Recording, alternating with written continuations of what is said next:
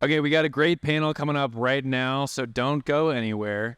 We're going to bring Dennis Porter and a few other people to this stage. We're going to get some chairs on stage in a second, bring up a conversation on Bitcoin, mining, and the environment. So if you have questions about that, this is a great panel to listen in on. Bring Dennis and a few other guests up to stage. All right, guys, I'm very excited to be back here with this panel. We are going to have an incredible conversation about Bitcoin mining and the environment, and I'm looking forward to having my panel come up and join me. We've got Troy, Margot, Brian, and Brian. So we'll be doing Brian M and Brian C. Yeah, go ahead. All right, guys. Well, now that the elite panel has showed up to have the most important conversation of the entire conference, but before we get into it, I want to have an opportunity for each of you to introduce yourself. So let's go ahead and go down the line and let everyone know where you work at or what you're doing in this space, and a little bit about yourself. Sure. Hi, everybody. I am Brian Morgenstern, the head of public policy for Riot Platforms, the largest Bitcoin miner in North America with operations right here in Texas. Also on the board of the Texas Blockchain Council. So you're welcome for this awesome conference. Hi, I'm Margot Pais. I'm a fellow at the Bitcoin Policy Institute. I'm also a PhD candidate at Georgia Tech, and I do research on Bitcoin mining's energy impacts, environmental impacts, both on-grid and off, and really excited to be here to talk about my favorite topic in the whole wide world. I'm Troy Cross. I'm a philosophy professor at Reed College and a fellow at the Bitcoin Policy Institute, and also a personality, micro niche celebrity. Just a little one on Twitter that everybody knows. Yes, pat yourself on the back, Troy. I'm Brian Consalvo. I am a partner at KPMG in our technology risk practice. Spend a lot of my time focused on IT risk and controls, and also our digital asset practice. Where's our pump up music, by the way? Can you guys hear, by the way? Sound okay out there in the audience? Awesome. Okay, so really quickly, I want to spend as much of our 30 minutes as we can talking about the important topics. So let's just dive right in. We got an opportunity before this to do a prep call talking about what we thought were the most important areas to cover. And I'll go right to you, Brian M. Given your experience at one of the world's largest Bitcoin miners, how do you think we should address critics who continue to use false statements against the industry, and why do you think they persist with these claims? Yeah, it's an excellent question. So I'm in the advocacy business of trying to get fact-based, positive public policies for our industry, and there's an important distinction we have to make. Not everybody who expresses concerns about Bitcoin and the environment is a cynic and just really wants to ban Bitcoin. But people who are lying to you and cynical and who really just want to ban Bitcoin complain about Bitcoin and the environment. So it's important to find the honest brokers. So when I'm, wearing out my shoe leather on Capitol Hill, I usually try to have this conversation. If they have concerns, I try to give them a few facts and see how they react. If you tell them that in the grand scheme of things, Bitcoin mining across the world only uses 0.2% of the energy, I think Brian's example is like tumble dryers in the US. Well, okay, theoretically, we could make sure it doesn't exist at all tomorrow. We could wipe it off planet Earth. It's going to have almost no effect on the environment, but it would eliminate a user of last resort of a lot of renewable energy, a lot of solar, a lot of wind, now a lot of methane mitigation, gas flaring mitigation, so it actually has positive impacts. And when you say that, if their eyes widen and they say, oh, that's really interesting, can you send me more information about that? You might be able to work with this person to get better public policies. If, on the other hand, their reaction is, well, they find another bone to pick, you use too much water, or whatever it is, you poke and you scratch one layer deep and you find out they don't want any resources going to Bitcoin because they don't like Bitcoin. And then when you get to that conversation, it gets really interesting because they want to decide who's allowed to use electricity and who's not. Well, I'm not a particular fan of ballet, but I don't complain about Ticketmaster using electricity to sell tickets or marquee lights being turned on and say that they're boiling the oceans. So it becomes a lot more interesting conversation when you can dig in. Are we talking about the environment or are we talking about Bitcoin? So let me just set the stage with that for my colleagues as how I approach it. Identify the honest brokers, the honest negotiators, and separate them from the dishonest ones, and you can really start to make some progress. Yeah, at some extent, it seems a little bit more about control with electricity use, the end use of electricity. So, and in my opinion, it's why we need to do everything possible to make sure we defend the end use of electricity. That's just a Pandora's box for people to decide whether we can go to ballet or whether we can use Bitcoin. Troy, let's go to you really quickly here with this next question. So you've talked to a lot of different people. You've talked to Greenpeace, you've talked to New York Times, many different folks who are openly hostile to Bitcoin and Bitcoin mining. In those conversations, what are some of the most common misconceptions about Bitcoin mining's environmental impact? And what are some of the ways that you found the best to counter those arguments? It's a great question. It's the most common misconception is a question I get asked a lot, and I still struggle with it because there are so many, and they differ depending on the audience. It's Brandon Quittem who said, Bitcoin mining is everything you don't know about money combined with everything you don't know about energy. And I would say it's also everything you don't know about Bitcoin and its distinctive protocol. There's like a triple overlap of ignorance. And, I'm an academic, I'm an educator, and I like rabbit holes. I like learning. So when I encounter people like this, I'm like, hey, let me tell you about energy in our lives and how they're completely intertwined and how you actually don't understand things about energy. And that's not what people need. What people want is like that magic stroke that like eliminates the FUD. That's what they want me to say. And Come on, you haven't figured that out yet? yeah, I'm getting there. I don't have it, but it's something like our critics are in a very powerful position because there's so much ignorance to exploit. That's kind of how they operate. I've seen they like take basic things that people don't understand about energy, build a criticism about Bitcoin out of it. For instance, the country comparison. People don't know that most countries use almost no energy at all compared to the US and China and Germany. So you're like, oh, it uses more than the 35th ranked country in the world. People are horrified by that. They don't understand that tumble dryers use even more than that just in the US alone. They don't understand that industry and commercial use of electricity dwarfs residential use. So they use residential household use of electricity. They basically cherry pick in a wide way based on our ignorance of underlying facts about how things work. Same for the Bitcoin protocol, divide energy use by transactions. Then you have to go in and correct, right? So as an academic, this is bad. I'm bad at it because I want to go in and clear up the misconceptions. Very often they just hate Bitcoin and there's nothing you can do to save it. But I will say the one sort of slogan-y thing that I have to say is that you're thinking in terms of conservation. That's a typical environmentalist mindset. Conserve resources, conserve natural resources. I'm an environmentalist too. I like that slogan. Doesn't work for electricity. A better slogan for electricity is conserve electricity when and where it is scarce and pay for it when and where it is overly abundant. That's a much more calibrated and better way to think about electricity because electricity is use it or lose it. And if you have excess electricity you're not selling, can't fund the infrastructure. On the other hand, when you are in a scarcity moment, you're in a moment of crisis. And yes, at times in like Winter Storm Uri, people could die if people are using too much electricity in that moment and grids fail.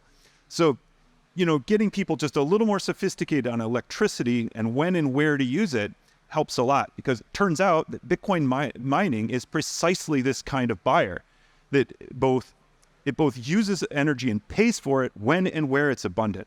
It does not use it and curtails it precisely where it is scarce. And that's a better kind of, if I'm giving a soundbite, like that's the best I can do. It's a great soundbite, and it's in alignment with some of the stuff we've done at Satoshi Action, where we've actually measured the amount of curtailed energy just in CAISO alone. Just in California, they curtail or waste more energy than the bottom 36 nations use combined, but they're on track to do that by 2030. So there's an incredible amount of abundant excess energy out there that could and should be used by Bitcoin miners, and I think you'd agree with that. Going to Brian here at the end. Brian, many negative claims are made about Bitcoin mining's energy consumption in the media, yet many of those media outlets seem to ignore other large users of energy. Could you elaborate on how Bitcoin mining compares in terms of energy consumption and environmental impact to other industries? Yeah, so I think that's where a lot of the criticism ultimately comes from. So we recently did a report at KPMG that sort of broke down a lot of the kind of examples where Bitcoin is actually providing a lot of value across the energy sector. And I think one of the charts we put in there was from Cambridge, and it kind of outlines the emissions from all the various industries. And if you look at it, Bitcoin, we kind of did a bubble chart. Bitcoin was extremely small And I think people have a tendency to just read headlines and they think, oh my gosh, Bitcoin is using so much electricity. And I think a lot of these people view the electrical use as just a waste because they don't see any value in it. But if you look at, we talked about tumble dryers. I like to use that example because I think that's such a pertinent one. Bitcoin uses the same amount of energy consumption as tumble dryers. I think a lot of people probably have heard that example before, and you don't see the critics come after tumble dryers. I think we all love the conveniences we get from tumble dryers. I personally would not want to have to give up a tumble dryer in the spirit of reducing my energy consumption. Come on, you want to hang up all your clothes on a line every day? Well, that's funny because I'll show my age a bit, but my grandparents didn't use a tumble dryer, so it's not exactly something that is just a critical life need. But then there's so many other examples. Look at tourism, for example. No one wants to cut down on their flights to go on vacation, their flights to go on whatever trip that they want to go for. So I think some of those things kind of really made it clear to me that this is not really about Bitcoin's energy consumption. It's about people just don't see any value in it, and therefore they want to attack it, the consumption and the amount of electricity it's using. The other thing I'll say here is what's really interesting is you have scope 1, you have scope 2 emissions. So scope 1 emissions are the amount of fuel that you're burning and the emissions coming from that fuel at consumption. So think about your car, trucks, airplanes, significant amount of emissions there. Scope 2 emissions are those that you use with your electricity. It's not the electricity that's causing those, it's where that electricity's come from. So my thing is, okay, why aren't we going towards the power generators and focusing our criticism there? Because if we could get all of the power generators to suddenly just convert to renewable energy, which that's very difficult, physics get in the way of that. My question then would be, would Bitcoin still be criticized then if it's using purely renewable energy, even though that energy is still a massive base load? Yeah, I mean, it's certainly an interesting scenario where folks don't focus on the real issue at hand. So at times you have to wonder if it's the clicks, the potential clicks of Bitcoin. The headlines, I think there's so many people, I've been guilty of it as well, that just read the headlines. They see Bitcoin is causing this. They see the New York Times article that says Bitcoin is literally killing people. And that's a pretty provocative thing that they read, and they don't go any further than that. Certainly. And quick, please, your report, the KPMG report, you put your name on the line with that report, and it has made a huge difference. So I'd love everyone to give a big welcome, thank you, and applause. There are so many people that not only in my field where they bring this up, but in the general public as well, where it's made a big difference. So thank you for your work. And then talking about research, going over to Margot. Margot, research from KPMG and also the recent UCL paper suggests changing narratives around Bitcoin mining's carbon footprint. How does this emerging research challenge the current perceptions? Well, I mean, in a way it challenges it, but in another way, I'm not sure that it's totally challenging it, because we are still seeing really bad modeling coming out of the academic literature.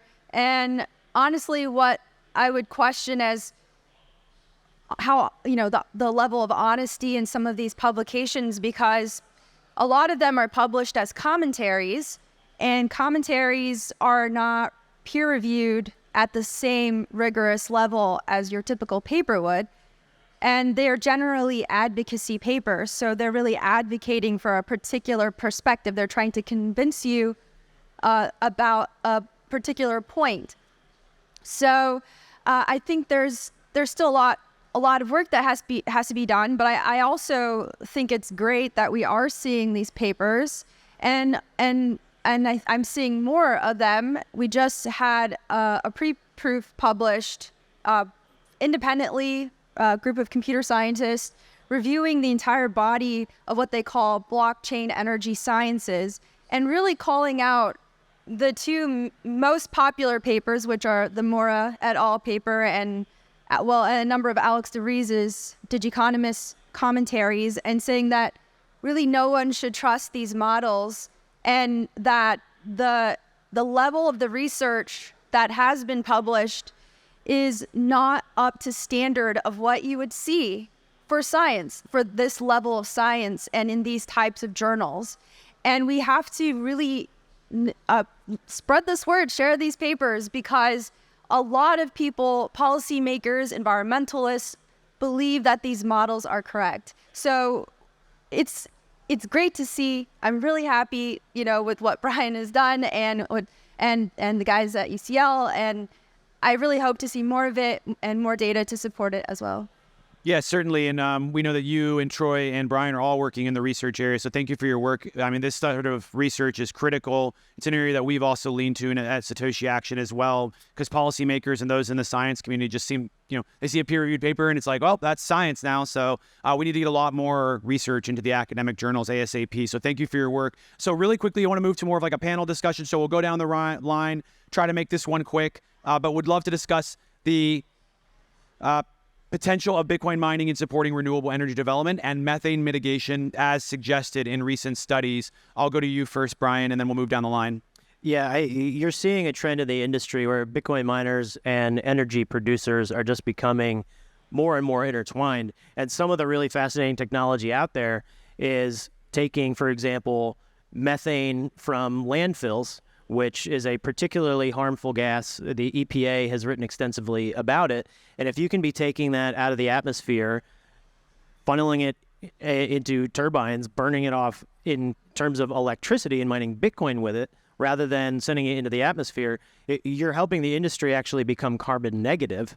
That's fascinating. There's Giga Energy here in Texas is at oil sites, preventing gas from being flared. They're turning that toxic gas into Bitcoin. I mean, it's pretty incredible stuff. So you're seeing these two industries come together and do really fantastic things. That's what part of the reason Texas is so great is the diversity of our energy grid. I saw an article that said, Bitcoin miners are powered by like 99%, fossil fuels. Well, if you just Google Texas's fuel mix, you'd find out that it's, upwards of 40% sustainable fuel sources.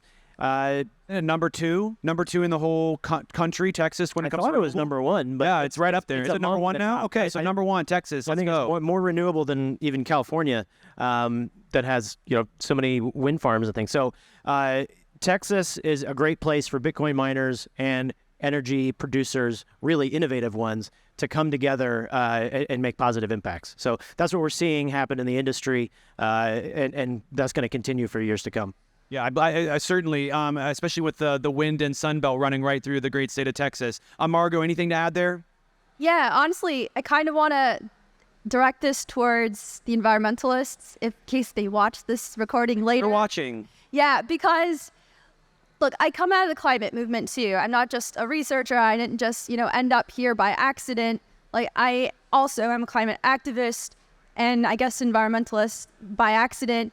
And I think that the problem is that climate activists, environmentalists don't really understand the full scope of this crisis, of what it is to do an energy transition, what it is to support the grid that was not designed for intermittent renewable energy, and also to how do you mitigate in the meantime, how do you mitigate methane, which is now that, the IPCC has now made it very clear that it is a very, very dangerous gas in the short term for reducing emissions and for keeping global temperatures low. And here we have a tool, just as one of the second order effects of Bitcoin that can actually help us if we use it in the right ways. And being able to provide this baseline revenue for solar and wind is a gift that comes out of the market without having to worry about politicians doing the right thing and trying to mitigate methane in the oil field or on landfills or at agricultural sites is exactly what we should be supporting. And I'm hoping that one day soon we're going to make a breakthrough with the people who really would benefit from this kind of technology and have this coalition where we're actually working with our current opponents to do something really special and really good for not just for the planet, but also for society, because Bitcoin really, its most important gift to the world is its social abilities to help society, to help dissidents all over the world, people who were denied access to financial services. Like this is what really matters the most.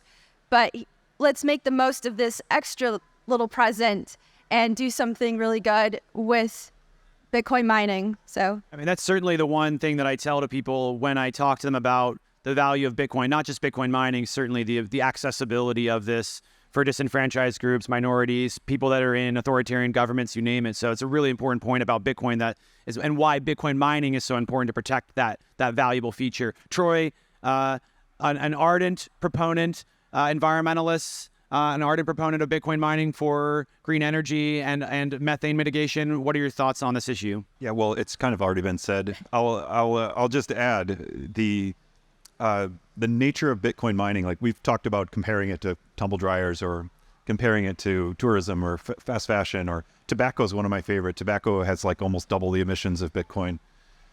For context, but Bitcoin mining is both the same as other large consumers of energy, and it's also very different.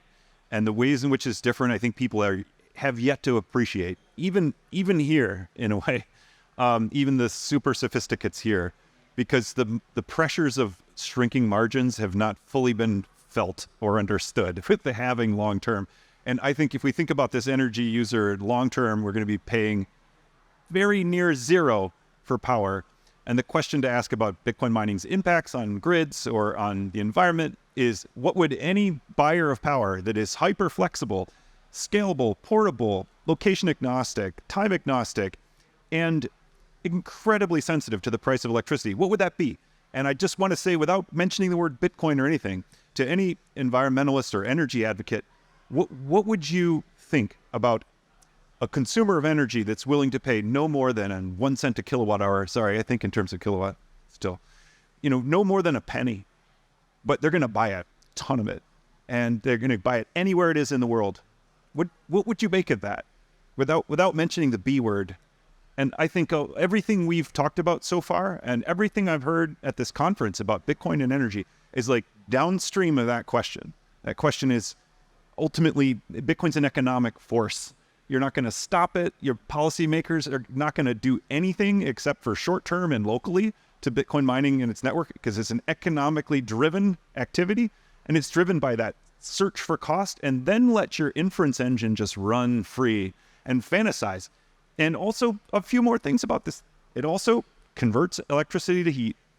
And so wherever heat is needed, that's going to, and it can be electric heat, it's going to flow there. Now just let your imagination keep running, and we're going to watch for the next, 10, 15, 20 years.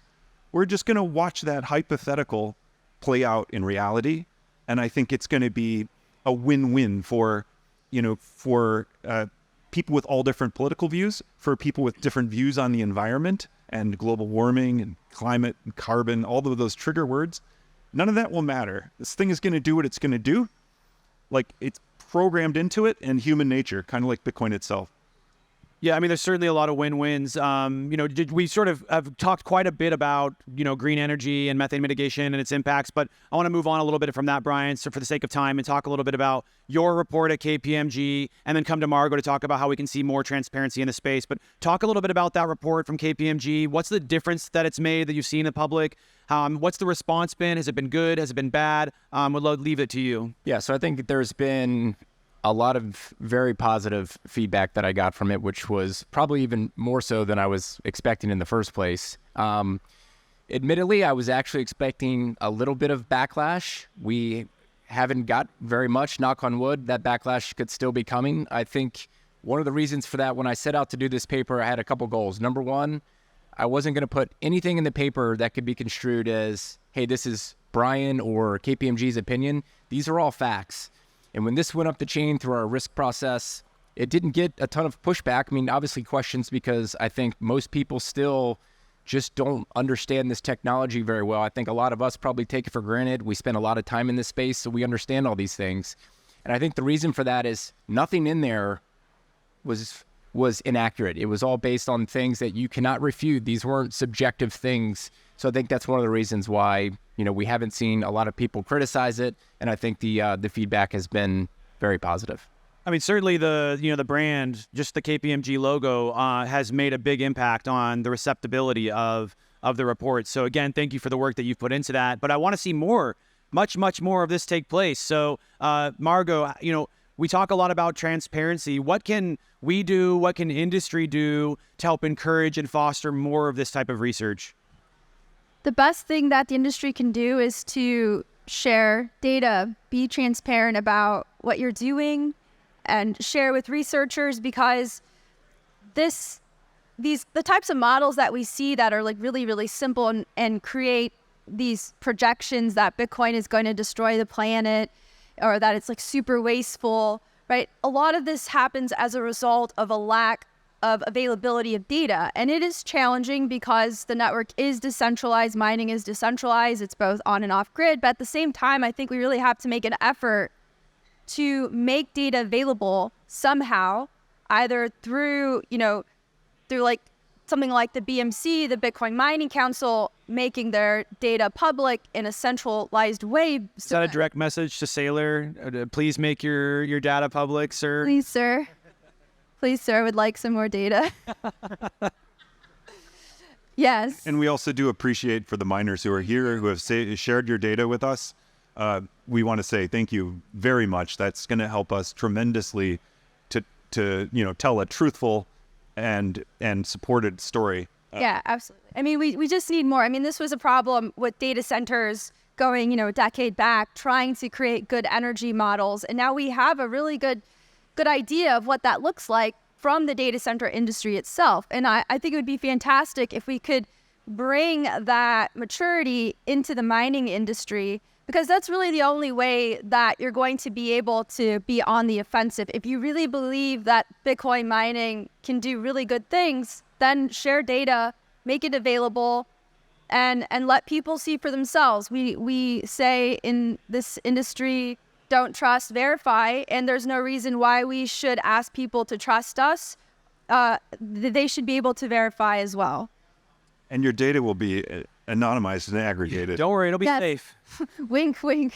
Your data will be safe. We have just a few minutes left, so we're going to probably have to miss a couple questions.